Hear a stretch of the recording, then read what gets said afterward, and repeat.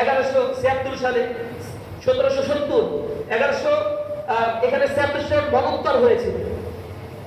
এই মাত্র 13 বছরের ব্যবধানে এখানে একটা দুর্ভিক্ষ হয়েছিল, ম্যানমেড দুর্ভিক্ষ, যাতে ঐতিহাসিকরা বলেন 1,55,00,000 মানুষ এখানে মৃত্যুবরণ করেছিল।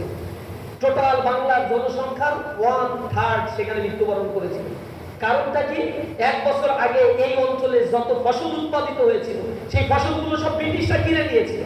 তারও আগের ঘটনা, এখানে মির্জাফর যখন ক্ষমতায় ছিল তিনি এখানে যে কর আরোপ করেছিলেন তার পরিমাণ পূর্বের আলীবর্দী খাঁ বা নবাব সিরাজউদ্দৌলার সময় যা কর দেওয়া হতো তার চাইতে 32 গুণ বেশি কর এখানে আরোপ করা হয়েছে।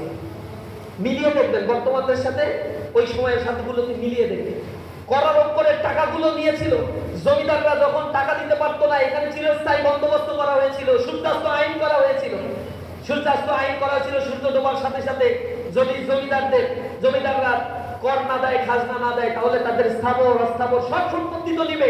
তার স্ত্রী, সুন্দর স্ত্রী থাকলে তাকে নেবে, সুন্দরী তার কন্যা থাকলে তাদেরকেও তারা অধীনস্থ করে নেবে। এই কারণে মুসলমান জমিদার যারা ছিল এই জায়গাগুলো ছেড়ে গিয়েছে, আর উর্মি চাঁদের মতো ব্যবসায়ীরা এইখানে বাসা বেঁধে তাদের মতো করে এই জমিগুলো তারা ব্রিটিশদের বন্দোবস্তের অধীনে তারা নিয়ে এসেছিল।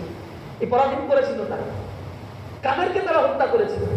কাদের জায়গায় এখানে স্থাপন করতে গিয়ে কাশিদি বেগমরা এই কনস্পিরেসির আশ্রয় নিয়েছিল।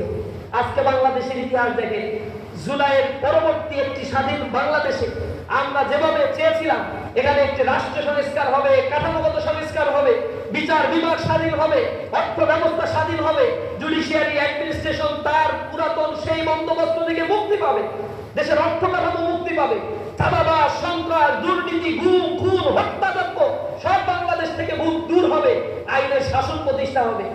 তারাও আমাদের এই নতুন বন্দোবস্তের কথা বলে 17 বছর 20 বছর ক্ষমতায় ছিল না।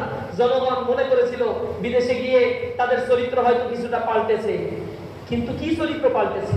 আগে বলেছে গণভোটে হ্যাঁ রায় দেন, কিন্তু এখন এসে বলে এগুলো আমাদের সাথে প্রতারণা করছে। আমরা ওই সময় হ্যাঁ পক্ষে কথা বলছি, না হলে এই নির্বাচন দিত না আর জনগণ আমাদের ভোট দিত না। কতটা বেঈমান আর কতটা প্রতারণা!